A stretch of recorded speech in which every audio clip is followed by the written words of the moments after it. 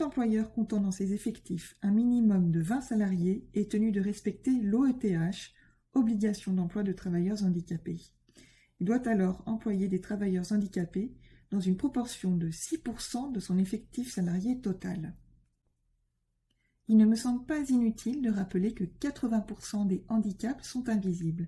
Les épisodes suivants de cette web-série traiteront particulièrement de l'autisme Asperger, handicap invisible mal connu du grand public autant que des recruteurs, et que je porte fièrement.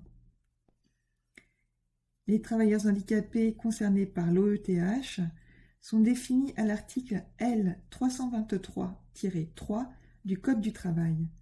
On compte parmi elles les catégories suivantes.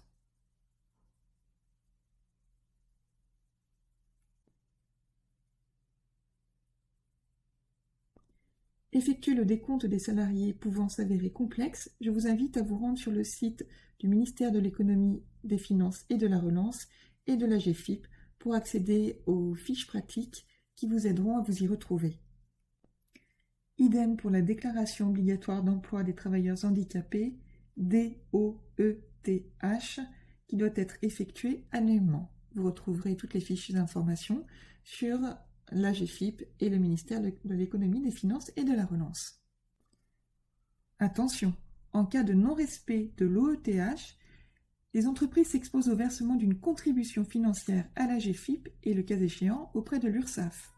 Un simulateur de l'AGFIP permet d'estimer le montant de la contribution financière selon les nouvelles modalités de calcul mises en place en 2020.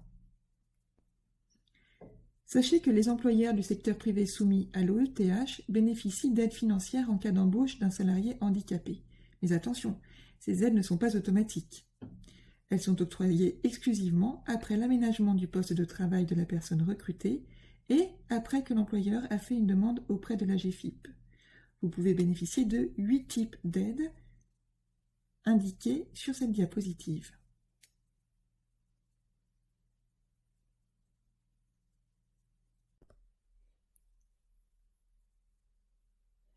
Dans l'épisode 1, nous avons vu que toute entreprise ayant au moins 20 salariés est tenue de compter 6% d'employés handicapés dans ses effectifs. Pour autant, la loi interdit que le handicap constitue un critère de décision au regard d'une candidature. On ne peut donc refuser un poste à un candidat porteur de handicap et inversement, aucun poste ne peut être spécifiquement réservé à une personne handicapée. Le recrutement a pour objectif d'employer une personne possédant des compétences précises pour un poste déterminé. Point. Le recrutement de candidats handicapés ne doit pas être différent ou spécifique comparé à un recrutement de candidats non handicapés. Le recruteur qui reçoit le CV d'une personne qui annonce d'emblée qu'elle est porteuse d'un handicap, visible ou non, doit être capable de dépasser ses craintes, ses préjugés, sa méconnaissance du syndrome évoqué, et se focaliser sur l'expérience, les compétences et recommandations portées sur le CV au regard du poste proposé. Ce n'est pas toujours facile, mais gardez en tête que par principe, aucun métier n'est incompatible avec le handicap. Ce sont les contraintes médicales du salarié qui déterminent la compatibilité avec le poste. Et puis, si le candidat handicapé a répondu à votre annonce, c'est bien qu'il estime disposer des qualités requises. Pourquoi ne pas lui laisser sa chance en étudiant son CV ? Le terme d'autisme véhicule chez à peu près tout le monde, recruteurs compris, des images d'enfants se tapant la tête contre les murs, seuls, incapables de communiquer, limite déficients mentaux. En réalité, il existe différentes formes d'autisme, et l'autisme Asperger se situe à la limite des troubles du spectre autistique, on parle de TSA léger. C'est un handicap invisible, n'entraînant jamais de déficience intellectuelle, que l'on pourrait définir comme un handicap du sens social, qui est la capacité innée que nous avons d'entrer en relation avec les autres, d'interpréter les émotions que nous lisons sur leur visage, et donc de comprendre les non-dits et l'implicite dans les situations sociales. L'autiste Asperger, souvent hyper ou hyposensible, se trouve donc dans l'environnement social comme dans un pays un petit peu étrange, dont il ne comprend pas toujours tout à fait la langue et les usages. Ses facultés cognitives se situent souvent au-dessus de la moyenne et il montre des facultés intellectuelles particulièrement élevées dans certains domaines. Habitué à s'adapter à son environnement, l'ASPI se révèle un collaborateur tenace, fiable et très impliqué. Par exemple, en ce qui me concerne, ma passion pour le mot a orienté mon parcours professionnel dans le monde de la communication print, web et digital. Une autiste Asperger directrice de communication ? Eh bien oui, C'est possible. D'autres aspis choisiront d'autres voies. Chacun est différent. La recherche de l'excellence étant une caractéristique que l'on retrouve chez tous. Faites confiance à votre intuition à la lecture du CV que vous avez entre les mains. N'hésitez pas, au cours de l'entretien de présélection, à vous faire expliquer le handicap du candidat et à discuter franchement avec lui des exigences et limites imposées pour le poste. Vous conclurez alors ensemble de la pertinence de continuer le processus de recrutement.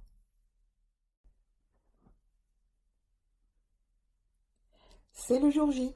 Après étude des CV, vous avez décidé de recevoir en entretien, en toute connaissance de cause, une personne présentant un handicap invisible. Vous avez en effet constaté qu'il présente les compétences et expériences professionnelles en adéquation avec le poste proposé. Parlons ici d'un entretien d'embauche avec un autiste Asperger. Pour rappel, cette forme d'autisme léger n'entraîne jamais de déficience cognitive et ses facultés intellectuelles sont même particulièrement élevées dans certains domaines. Il s'agit d'un handicap du sens social qui induit une plus ou moins forte difficulté à percevoir les émotions d'autrui et à interpréter les non-dits et l'implicite. S'ajoute souvent une hypersensibilité aux stimuli visuels et sonores. L'ASPI se révèle un collaborateur direct, loyal, intègre, très impliqué et à la constante recherche de l'excellence, car la notion de médiocrité l'insupporte. Voici les grandes lignes définissant l'ASPI en entreprise. Une ponctualité à toute épreuve. Missions et objectifs sont toujours accomplis dans les délais prévus. Pour cela, indiquez en amont une date précise pour le rendu. Sérieux et perfectionnistes, il leur serait insupportable de bâcler un travail ou de camoufler des imperfections. Ils sont à la recherche constante de l'excellence. Logique et créatif, confrontés à d'éventuels problèmes, le prisme kaléidoscopique à travers lequel ils voient la vie leur permet en général de trouver une solution à laquelle personne n'avait pensé.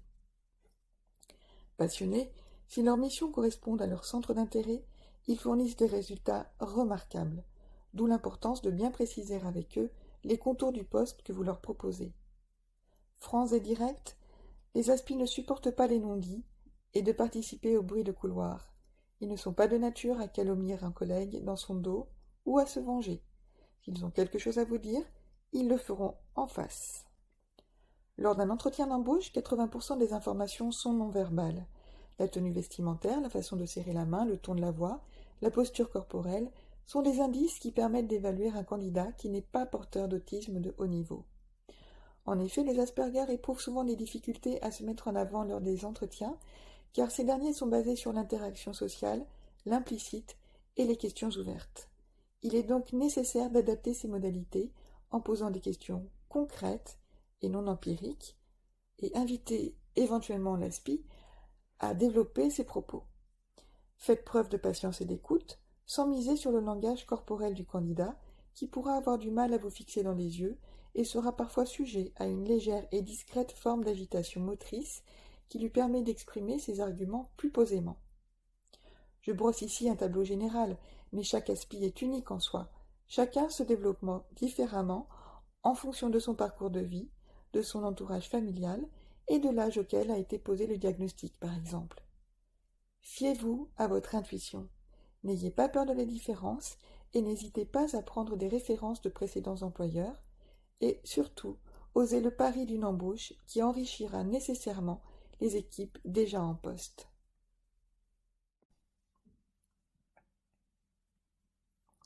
Nous l'avons vu dans les vidéos précédentes, l'autiste Asperger ne présente pas de déficience cognitive, bien au contraire, il dispose de facultés intellectuelles très élevées. Ce n'est pas une maladie, on n'en guérit donc pas, mais un mode de pensée et une perception des choses différents. On parle de neurodiversité. Ce handicap est invisible et nécessite des efforts constants pour s'adapter, notamment d'un point de vue sensoriel, l'ASPI étant très souvent hyper ou hyposensible au bruit, aux lumières, aux odeurs, aux textures. D'où la nécessité de lui offrir un cadre de travail en adéquation avec ses spécificités. Rassurez-vous, contrairement à d'autres handicaps, l'embauche d'un ASPI ne demande pas de contraintes d'aménagement compliquées ou coûteuses. Vous discuterez avec votre nouveau collaborateur, avant son premier jour de travail, des quelques aménagements qui pourraient lui convenir afin qu'il découvre à son arrivée un cadre rassurant. Voici des exemples d'aménagements tenant compte des particularités sensorielles des ASPI. Un emplacement structuré et calme, idéalement un bureau individuel. Si cela n'est pas possible, installez son bureau dans la partie la plus calme possible de l'open space excentré des bruits d'imprimante, de la cacophonie des conversations téléphoniques, des bavardages des collègues. Penser que tout résonne plus fort dans son cerveau et peut s'avérer douloureux physiquement. Tolérer qu'il porte un casque anti-bruit pour s'isoler de l'environnement sonore. Dans le cas d'un open space, essayer de placer son poste dos au mur, en tout cas sans collègue derrière son dos. L'aspi n'aime pas la sensation d'avoir une personne juste derrière lui. Sensible aux lumières agressives ou aux néons, qui peuvent également perturber ses capacités de concentration, essayez de le placer près d'une fenêtre ou d'une luminosité ajustée. Une adaptation des horaires peut également s'avérer utile. Le travail en horaire décalé lui permet en général d'éviter les heures de pointe dans les transports, lieu hautement anxiogène pour lui. Autoriser le télétravail en déterminant par avance le nombre de jours concernés s'avère une excellente proposition. L'aspi n'est jamais autant efficace et productif que dans ces cas-là. De plus, en combinant télétravail et présentiel, il peut se reposer les jours de télétravail, des surstimulations sensorielles imposées par un bureau en open space et mieux supporter les journées passées en entreprise. Ce ne sont que des exemples d'aménagement les plus fréquemment constatés. Vous déterminerez avec votre nouvelle recrue d'éventuels autres aménagements. Rappelons que l'autiste Asperger possède de multiples compétences et peut réussir dans tous les secteurs d'activité dans la mesure où son emploi correspond à ses centres d'intérêt et respecte ses besoins et particularités. Il se révélera alors un collaborateur exceptionnel en quête constante de l'excellence. Vous accueillez aujourd'hui un nouveau collaborateur présentant la particularité de porter un handicap invisible qui n'affecte jamais ses capacités cognitives. Je parle de l'autisme Asperger ou autisme de haut niveau. Vous avez d'ores et déjà préparé son poste de travail dans les conditions déterminées ensemble au préalable. Je vous propose quelques clés pour faciliter l'intégration de ce salarié neuro extraordinaire. Prévoir un parcours d'intégration par un système de mentorat ou de référent handicap par exemple, un organigramme ou mieux un trombinoscope en main pour que l'ASPI puisse avoir une vision globale des missions de chacun. Mettre à disposition le règlement écrit et prendre le temps de le lire avec lui pour s'assurer qu'il n'a pas de questions ou n'interprète pas certains articles. Remettre un livret d'accueil explicitant notamment les habitudes comme les déjeuners, pauses, team building et règles de fonctionnement de l'entreprise lors des réunions, des entretiens, dans la tenue de son poste. Cette étape détaillée est fondamentale pour l'ASPI qui ne sait pas interpréter l'implicite ou ne saura pas instinctivement comment se positionner vis-à-vis de ses collègues.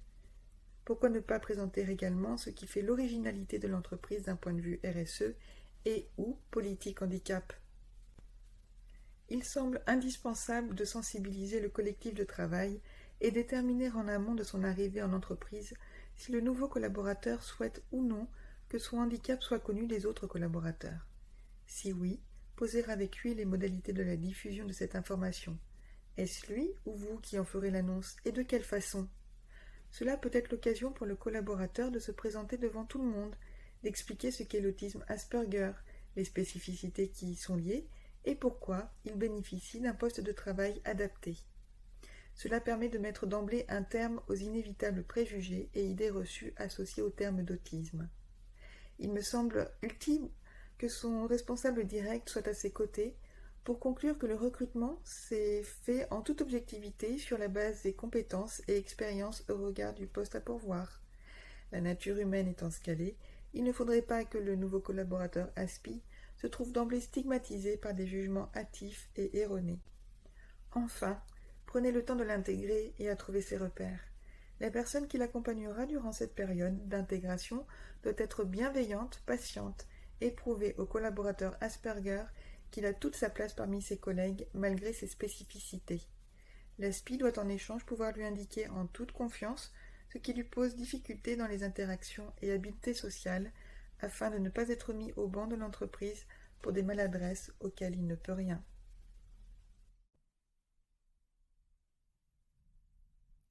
S'il est vrai que les règles sociales en entreprise sont complexes pour tous, elles engendrent chez les Asperger, du fait de leur aspect implicite, une réelle difficulté. Ils doivent en effet apprendre à décrypter, comprendre et s'adapter à des règles qui ne sont souvent ni écrites ni stables. L'autiste de haut niveau n'a pas la capacité d'interpréter intuitivement les pensées et intentions non verbalisées de ses collègues et responsables hiérarchiques. Il ne cherchera donc pas à faire passer un message implicite, ni à manipuler les opinions, puisque ses propos sont toujours francs et directs.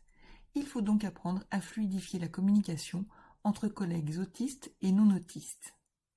L'épisode 4 abordait l'adaptation du poste de travail du collègue Aspi, et l'épisode 5 l'intégration de ce dernier lorsqu'il rejoint l'entreprise avec un système de mentorat. Je vous propose ici quelques conseils pour travailler en toute sérénité avec un collègue Asperger. Ne pas imposer de se saluer en se serrant la main ou en se faisant la bise. L'Aspi n'est pas à l'aise avec les contacts physiques. Privilégier les consignes par écrit. Proposer des règles et des procédures claires et structurées afin de favoriser un travail d'équipe efficace et agréable.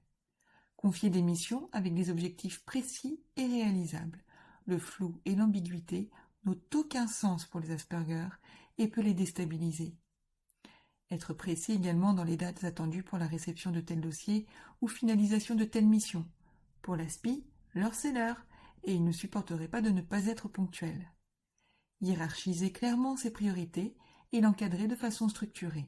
On en revient encore une fois à la nécessité de se montrer précis dans ses requêtes, ce qui finalement n'est pas plus mal pour tout un chacun.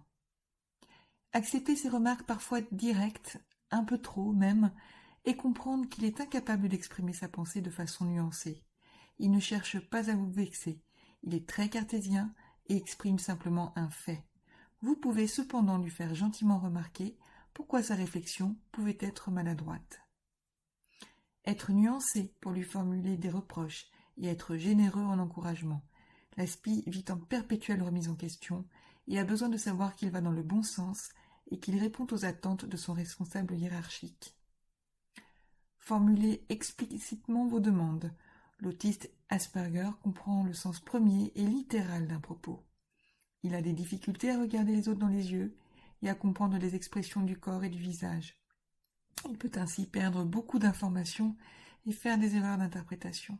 Assurez-vous donc qu'il a bien compris le sens réel de vos propos.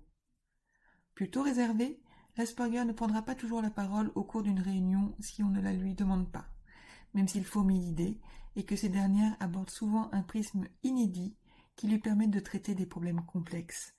Ne pas hésiter à recueillir son point de vue au cours de la réunion s'il ne prend pas la parole spontanément. L'autiste Asperger s'avère un collaborateur cartésien, méticuleux, tenace et précis.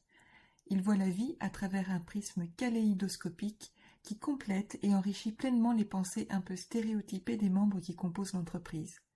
Un véritable atout en termes de ressources, de compétences, de rendement et d'efficacité, car il est à la recherche constante de l'excellence. Son savoir-être un peu gauche, direct ou atypique demandera peut-être à votre entreprise un effort d'adaptation et de flexibilité, mais gardez en tête que c'est également l'occasion de gagner en productivité.